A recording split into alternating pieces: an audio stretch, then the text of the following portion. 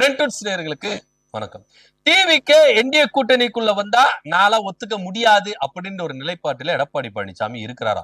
பாஜக எங்களை நெருக்கடி கொடுத்தா நாங்க என்டிஏ கூட்டணியில இருந்தே வெளியேறதுக்கு தயார் அப்படின்ற ஒரு நிலைப்பாட்டிலையும் அதிமுக வந்துருச்சு அப்படின்ற ஒரு தகவலும் இருக்கு. ஒருவேளை எல்லாரும் சமரசம் பண்ணி டிவிகே என்டிஏ கூட்டணிக்குள்ள கொண்டு வந்தா அதிமுக டிவிகேக்கு இத்தனை தொகுதி தான் ஒதுக்கும், இதுதான் அவங்களுக்கு ஒதுக்கப்படுகிற இலாக்கா அப்படின்ற ஒரு ரேஞ்சில எடப்பாடி பழனிசாமி ரொம்ப கராரா இருக்கிறாரு. என்டிஏ கூட்டணிக்குள்ள டிவிகே உள்ள வருது எடப்பாடி பழனிசாமிக்கு சுத்தமா பிடிக்கலையாம்பா. இத பத்தி ரொம்ப டீடைலா டமால்டுமில் பாலிடிக்ஸ்ல பார்க்கலாம், வாங்க பார்க்கலாம்.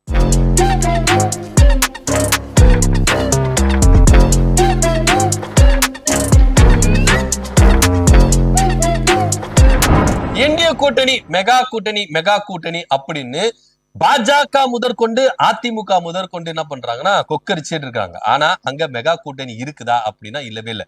பாஜக, அதிமுக, அமமுக, பாரிவேந்தர் கட்சி, புதிய நீதி கட்சி, அதாவது அன்புமணி பாமக, இவங்கதான் இருக்கிறாங்களே. பெரிய கட்சிகள், பெரிய வாக்கு வங்கி வைத்திருக்கிற ஒரு கட்சிகள் அங்க இருக்குதானா கிடையவே கிடையாது அப்படின்றதுதான் நிதர்சனமான உண்மை. ஆனா இந்த கூட்டணிக்குள்ள ஒரு கட்சி வந்து சேர்ந்தா அது மெகா கூட்டணி அப்படின்ற ஒரு கணக்கு இங்க பாஜக முதற்கொண்டு அதிமுக முதற்கொண்டு எதிர்பார்த்துட்டு இருக்காங்க. வேற யாரும் இல்ல, டிவிகே தலைவர் விஜய் அவர்கள் தான்.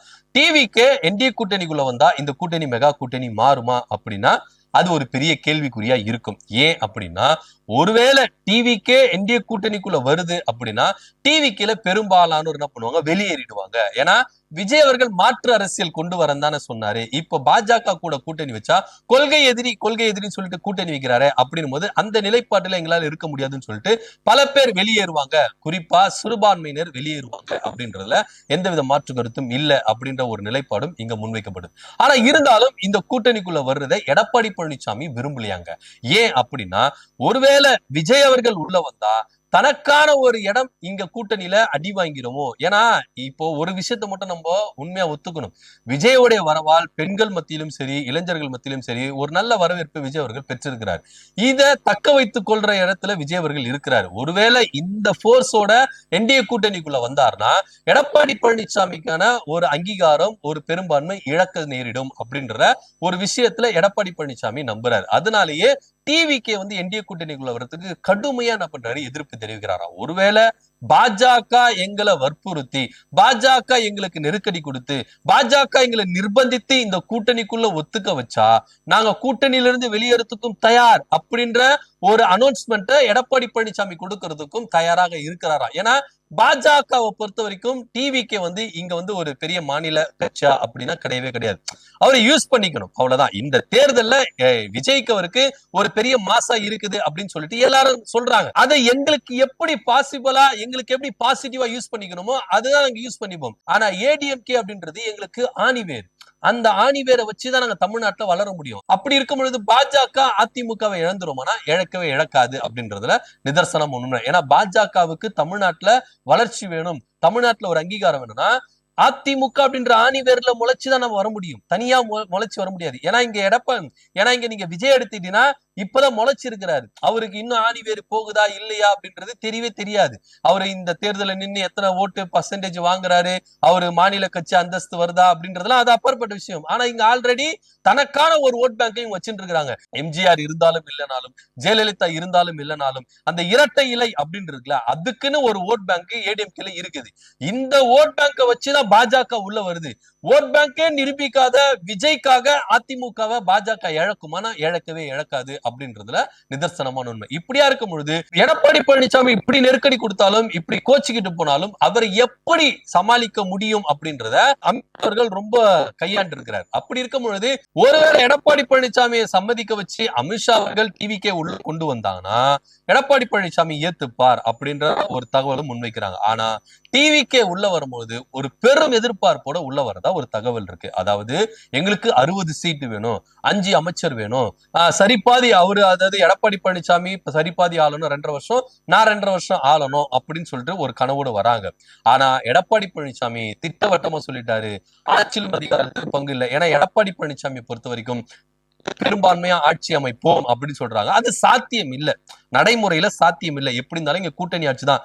இவங்க கனவு காண்றாங்க இந்திய கூட்டணி ஆட்சிக்கு வராங்க வரல, அது அப்புறப்பட்ட விஷயம். ஆனா இவங்களுடைய கனவு என்னவா இருக்குதுன்னா, நம்ம தான் ஆட்சியை பிடிக்க போறோம், நம்ம தான் முதலமைச்சராக போறோம்னு. ஆனா பாஜக இதுக்கு ஒத்துக்காது. ஏன்னா இங்க கூட்டணி ஆட்சி தான் அப்படின்னும் பொழுது எடப்பாடி பழனிசாமி என்ன சொல்றாருன்னா, சீட்லாம் தர முடியாது, 40 சீட்டு கொடுக்குறோம், துணை முதலமைச்சர் பதவி கொடுக்குறோம், அவ்வளவுதான் அப்படின்ற ஒரு விவகாரத்துல இவங்க எடப்பாடி பழனிசாமி இருக்கிறாங்க. நான் பாஜக என்ன நினைக்குதுன்னா, விஜயுடைய பெரும்பான்மை வச்சு, விஜயோட மாசம் வச்சு, எடப்பாடி பழனிசாமியோட விஜய் அதிகமா ஜெயிச்சுட்டாருன்னா அவருக்கு துணை முதலமைச்சர், அது மாத்திரம் இல்லாம மினிஸ்டர் பதவி எல்லாமே கொடுக்குறோம் அப்படின்ற ஒரு நிலைப்பாடு வந்தாங்க. ஜெயிச்சுட்டா இது ஓகே, தோத்துட்டா என்ன பண்றது அப்படின்ற ஒரு நிலைப்பாடுல இருக்கு. ஏன்னா நீங்க திமுக கூட்டணி அப்படின்னு ஒண்ணு இருக்குல்ல, இந்த திமுக கூட்டணி அப்படின்றது ரொம்ப ஸ்ட்ராங்கா இருக்கு.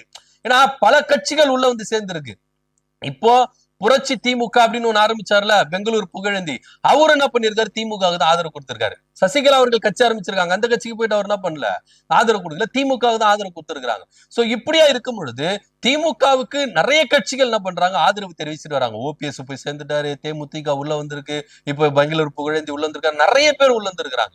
அப்போ ஆல்மோஸ்ட் உளவுத்துறை ரிப்போர்ட் என்ன சொல்லிச்சுன்னா 200+ இடத்துக்கு திமுக தான் அடிக்கும், எந்த வித மாற்று கருத்து இல்ல அப்படின்றது உளவுத்துறை ரிப்போர்ட் சென்ட்ரல் கவர்மெண்ட்டுக்கு போயிருக்கு, அமித்ஷா டேபிளுக்கு போயிருக்கதாக தகவல் இருக்கு. சோ இப்படியா இருக்கும் பொழுது எதிர்கட்சி தலைவரா யாருப்பா உட்காரணும், அந்த முடிவுக்கு வாங்கப்பா அப்படின்ற ஒரு நிலைப்பாட்டுல ஒரு குரல் பாஜக எழும்பி இருக்கு. ஒருவேளை எதிர்கட்சியா உட்கார்ந்தா அது விஜய் தான் உட்காருவாரு. ஏன்னா எடப்பாடி பழனிசாமியோட விஜய் அதிகமா வாக்கு பெற்று எம்எல்ஏக்கள் பெற்றுட்டா விஜய்க்கு தான் எதிர்கட்சி தலைவர் அப்படின்ற ஒரு நிலைப்பாட்டுல பாஜக சம்மதி தெரிவிச்சது. ஆனா எடப்பாடி பழனிசாமி விஜய் எந்த அளவுக்கு டம்மி செய்யணுமோ அந்த அளவுக்கு டம்மி செஞ்சு கூட்டணிக்குள்ள கொண்டு வருதா நான் ஓகே சொல்றேன், இல்ல கட்டி ஓகே இல்ல அப்படின்ற ஒரு நிலைப்பாட்டுல எடப்பாடி பழனிசாமி ரொம்ப கராரா இருக்கிறாரு. ஏன்னா எடப்பாடி பழனிசாமிக்கு தெரியும் இங்க தனக்கான இடம் எது, விஜய்க்கான இடம் எது அப்படின்றதுல ஒரு சில விஷயங்கள்ல எடப்பாடி பழனிசாமி காம்ப்ரமைஸ் ஆக மாட்டார் அப்படின்றது தான் நிதர்சனமான உண்மை. ஆனா இப்படி எல்லாம் இருக்கும் பொழுது விஜய் அவர்கள் இந்திய கூட்டணிக்குள்ள வரும்போது எந்த மாதிரி ஒரு சவால்களை எதிர்நோக்கணும், ஏன்னா கட்சி 2ஆக உடையும், பல நிர்வாகிகள் வெளியேறுவாங்க. இப்பவே ஆல்மோஸ்ட் அவருக்கு ஆதரவு தெரிவிச்சிருந்த சில சிறுபான்மையினர் கட்சியினர் முஸ்லிம் கட்சிகள்லாம் வெளியேறிடுச்சு. இன்னும் இதுல இருக்கிறாங்கல்ல சில சிறுபான்மையினர் அமைப்பு எல்லாருமே என்ன பண்றாங்க, வெளியேறிடுவாங்க. இதுல இன்னொரு முக்கியமா பார்க்க வேண்டியது இருக்குன்னா, விஜய் அவர்கள் சிறுபான்மையினர் வாக்குகளை உடைக்கிறதா வந்தாரு. திமுக போக வேண்டிய சிறுபான்மையினர் வாக்குகள், பெண்களின் வாக்குகள், முதல் தலைமுறையினரோட வாக்குகள் எல்லாத்தையும் உடைக்கிறதுக்கு தான் விஜய் வந்திருக்கிறாரு அப்படின்னு சொல்லப்பட்டதுல இது டோட்டலா சேஞ்ச் ஆகும். ஏன்னா பெண்கள் ஓட்டு உடையும், சிறுபான்மையினர் ஓட்டு வராது. இப்ப முதல் தலைமுறை ஓட்டு அவங்கள சிந்திக்க ஆரம்பிச்சுட்டாங்க. ஏன் அப்படின்னா பாஜக இங்க உள்ள வருது தமிழ்நாட்டுக்கு நல்லதா கெட்டதா அப்படின்ற ஒரு நோக்கத்துல இளைஞர்கள் இன்னைக்கு எவ்வளவு புரிதல் வந்துருச்சு. அப்படி இருக்கும் பொழுது இளைஞர்கள் யோசிப்பாங்க, ஏன் விஜய்க்கு நம்ம ஓட்டு போடணும், விஜய்க்கு ஓட்டு போட்டா அது பாஜக ஓட்டு போட்ட மாதிரி தானே, பாஜக ஓட்டு போட்டா அது விஜய்க்கு ஓட்டு போட்ட மாதிரி தானே, எப்ப இதுக்கு எதுக்குப்பா நம்ம நாங்க விஜய்க்கு ஓட்டு போடணும், அது நாங்க திமுக ஓட்டு போட்டு போடுறோம் இப்படின்னு பல இளைஞர்கள் யோசிக்க ஆரம்பிச்சிட்டாங்க, பேசிட்டாங்க. சோசியல் மீடியாக்கள்ல நிறைய விவாதங்கள்லாம் நடக்குது. ஆனா இப்ப இங்க விஜய் போட்ட பிளான் எல்லாமே சுக்குநூறா உடையுங்க. இதுதான் நிதர்சனம் உண்மை. தேர்தலுக்கு அப்புறம் பாஜக கூட விஜய் அவர்கள் கூட்டணி வச்சா என்டிஏ கூட்டணிக்குள்ள டிவிகே போயிருச்சுன்னா தேர்தலுக்கு அப்புறம் டிவிகே அப்படின்ற ஒரு கட்சி இருக்கவே இருக்காது அப்படின்றதுதான் நிதர்சனமான உண்மை. இன்னைக்கு பாஜக கூட ஏடிஎம்கே போய் கூட்டணி வச்சது, ஆனா அதிமுக அப்படின்ற கட்சி பல பேருக்கு தெரியவே இல்லை. ஏன்னா பாஜக கூட கூட்டணி வச்சா கரைஞ்சிரும். அந்த மாதிரிதான் இப்ப டிவிகேவும் அதே போலதான் டிவிகே கூட்டணிக்குள்ள போக கூடாது அப்படின்ற பல பேர் என்ன பண்றாங்க, இப்பவே குரல் கொடுக்க ஆரம்பிச்சிட்டாங்க. ஆனா விஜய்க்கு அதை பத்தி எல்லாம் கிடையாது, சுயநலமா யோசிக்கிறாரு. இப்போ நான் இந்த கேஸ்ல இருந்து விடுதலை ஆகணும், பல கேசுகள் எனக்கு இருக்கு, இதுல இருந்து எல்லாத்திலும் விடுதலை ஆகணும், பாஜக கூட போனாதான் எனக்கு விடுதலை அப்படின்ற ஒரு ரேஞ்சுக்கு அவர் வந்துட்டாரு.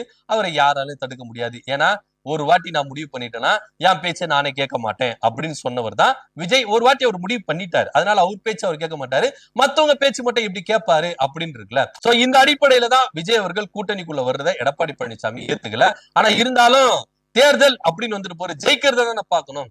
அதெல்லாம் அண்ணன் தம்பி பங்காளி சண்டை அப்புறமேட்டுப்பா. ஏன்னா டிடி சொல்லலையா, எடப்பாடி பழனிசாமி தலைமை ஏத்துக்கிறது தூக்கு மாட்டிக்கிறது சமன் சொல்லலையா. ஆனா இப்ப என்ன பண்ணிட்டாங்க, கூட்டணி வச்சாங்களா, அது மாதிரிதான் அரசியல் இதெல்லாம் சாதாரணமாப்பா அப்படின்ற மாதிரிதான் விஜய் அவர்கள் கொள்கை எதிரியாவது கொள்கையாவது நான் கூட்டணி வைக்கிறேன் அப்படின்னு சொல்லிட்டு அவர் ரெடி ஆயிட்டாரு. ஆனா இருந்தாலும் எடப்பாடி பழனிசாமி எப்படி விட்டு கொடுத்துட்டு போவாரு, இது பாஜக எப்படி சமாளிக்க போகுது அப்படின்ற ஒரு பாயிண்ட் தான் நம்ம பார்க்க வேண்டியதா இருக்குது. இதை பத்தியோட கருத்து அப்படி கமெண்ட் பண்ணுங்க. நன்றி, வணக்கம்.